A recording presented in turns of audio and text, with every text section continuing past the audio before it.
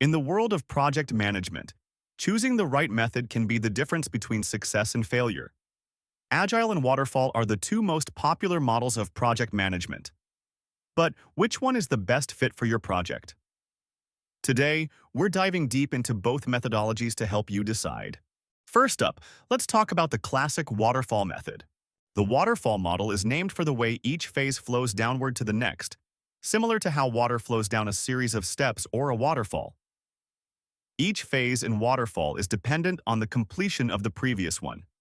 You can't move to the next phase until the current one is done. Waterfall can also be called as traditional project management. It follows a linear, sequential approach, taking step-by-step progression and building each phase on the previous one. It has a predictive life cycle due to detailed upfront planning and fixed requirements.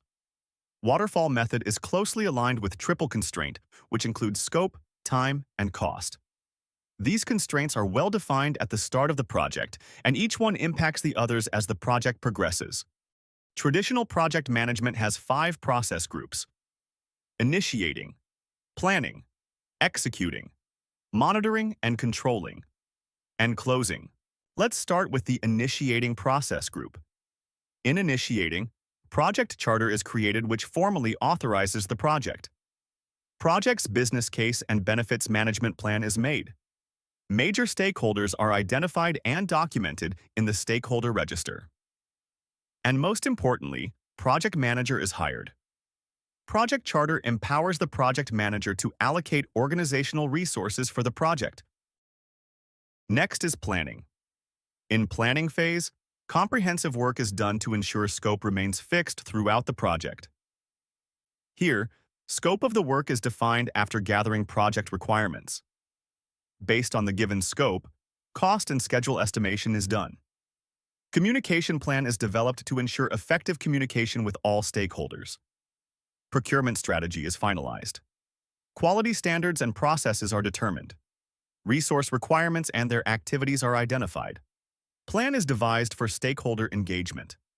And potential risks are identified along with their response. Next is executing. In executing phase, project work is executed as per the project management plan. Risk responses are implemented. Quality of the work is checked. And processes are followed for resource management and procurements. Next is monitoring and controlling phase. It involves tracking project progress, measuring key performance indicators, and adjusting scope, schedule, and cost to keep the project aligned with its plan. Performance metrics like earned value, schedule variance, and cost variance are used to assess how well the project is adhering to the plan. It also ensures that quality standards are met, risks are managed proactively, and effective communication and stakeholder engagement are maintained. Next is closing. The closing phase finalizes all the project activities. It ensures that deliverables met acceptance criteria and received formal approval from stakeholders. Ownership of the deliverables are then transferred to the client. Documentation is completed, contracts are closed, and project resources are released. Project is formally handed off. At the end, a final review meeting is conducted to capture lessons learned. Now, let's discuss Agile. Agile was initially developed for software development, but due to its flexible nature, it is now widely used across a range of industries. Agile follows iterative development, an approach where a project is built in repeated cycles, refining and improving each version based on feedback until the final product meets all the requirements. The main types of Agile includes Scrum, Kanban, Extreme Programming. Other types include Lean, Crystal, Feature-Driven Development, etc.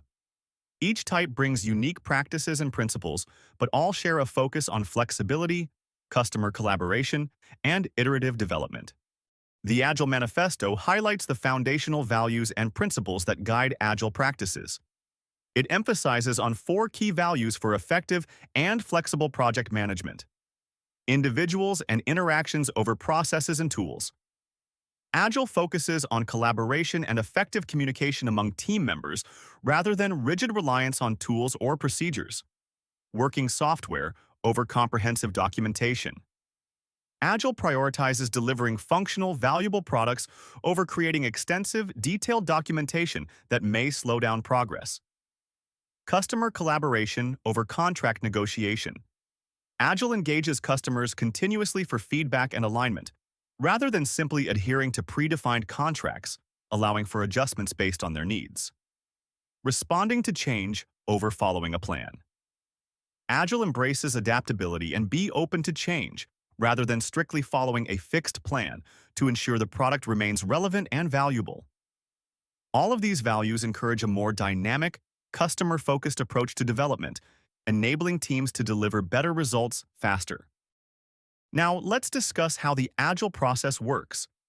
It all starts with the customer. The team begins by gathering customers' needs and preferences, making sure their input shapes the project from day one. Customers are involved throughout the project, giving feedback along the way to keep everything on track. Next comes the product backlog, where all of the project's tasks, features, and enhancements are prioritized into a single list. The product owner manages this backlog, so the team always knows what's most important to the customer and where their efforts will bring the most value. With the backlog ready, the team moves to the sprint planning meeting. Here, they select the top items from the product backlog to focus on the upcoming sprint. A short, focused work cycle that usually lasts 2 to 4 weeks. This planning session helps the team set clear goals for each sprint. Once the items are selected, they form the sprint backlog, a refined list of tasks that the team commits to completing during that sprint. Breaking tasks into manageable parts makes it easier to stay focused and productive throughout the sprint. To keep everything on track, the team holds a daily stand-up meeting. This quick 15-minute check-in lets each member share what they're working on, what they'll tackle next, and any obstacles they're facing. These daily check-ins ensure everyone is aligned and allows the team to address any issues as they arise. When the sprint ends, it's time for the review meeting. Here, the team presents completed work to stakeholders, including the customer. This meeting is a chance for the team to showcase progress, gather feedback, and adjust the product backlog for future sprints. This way, the work stays relevant and aligned with customers' needs. After a few sprints, the team may decide the suitable time for a product release. Agile encourages delivering working increments regularly, so the customer doesn't have to wait for a big launch at the end. Instead, they receive value continuously as the project progresses. After each sprint, the team conducts a retrospective. This is where they discuss what went well, what didn't, and identify ways to improve in future. The retrospective allows the team to reflect and apply lessons learned to the next sprint, making every cycle smoother and more effective. Now, we will go through 2 scenarios to compare when Agile and Waterfall are best used. Case number 1. Agile wins over Waterfall. 2 food delivery companies, QuickBite and Mealmaster, set out to develop a new app. Their approach to project management becomes the defining factor of their success. QuickBite uses Agile while Mealmaster uses Waterfall for their app development. QuickBite begins with a basic app version and plans to improve it based on user feedback in short cycles, focusing on delivering value incrementally. Mealmaster conducts detailed upfront planning, setting all app features before starting design and development. They aim to deliver the full app at once. Within few sprints, QuickBite releases a minimum viable product. It collects user feedback to guide improvements for each sprint. Meanwhile, Mealmaster's team is still in the planning and design phases. They're creating detailed requirements and finalizing designs for every feature upfront. Midway through the project, QuickBite's app has evolved with customers' feedback. They've added features like real-time tracking and a reward system for repeat users. At Mealmaster, the team has finally kicked off the development phase. They're committed to the original plan, but they have not tested the app with users yet. At the launch time, QuickBite's app has already been live for a few months, and users are enjoying the regularly updated features. The team continues to refine the app based on new feedback. Mealmaster finally launches their app 6 months later. The app has all the features planned at the start, but they're facing challenges. Users are requesting real-time tracking and other improvements that were not part of the initial design. So, QuickByte's Agile approach allowed them to release quickly, respond to user feedback, and tweak their app as per the customer's needs. On the other hand, Mealmaster's Waterfall approach locked them into an initial plan, making it hard to pivot and respond quickly to feedback. This shows that in a fast-paced environment, Agile's iterative structure enabled QuickByte to stay responsive and gain a competitive edge, while Mealmaster struggled to adapt to the changes. Case number 2. Waterfall wins over Agile.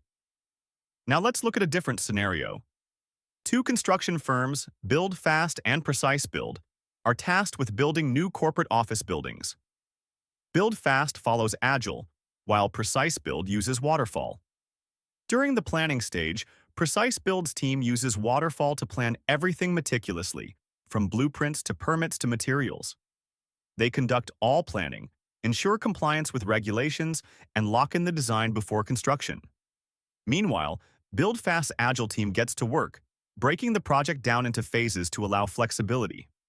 They start with the foundation and structure, with plans to adjust along the way based on any new client preferences.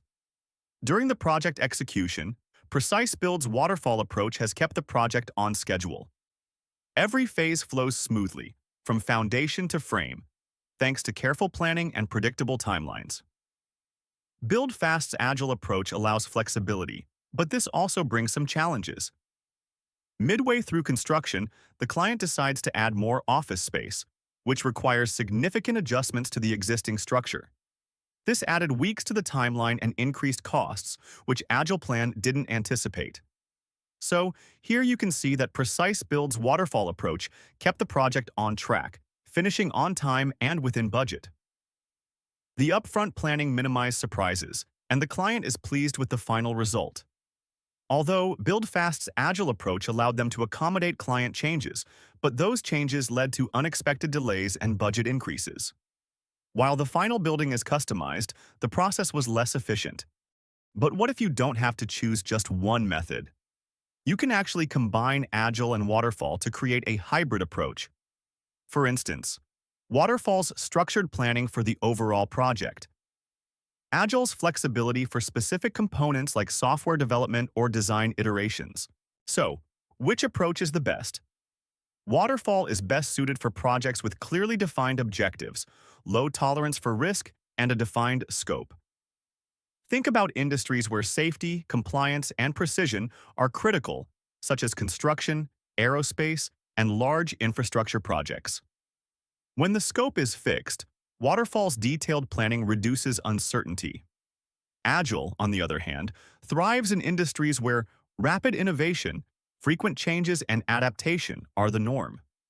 It is best suited for software development, marketing, finance, or even automotive industry. The hybrid approach is suitable for complex projects where some aspects are predictable, but others require frequent adaptation. This gives you the best of both worlds: structured planning and flexible execution. That's it from this video. If you liked the video, please subscribe to our channel.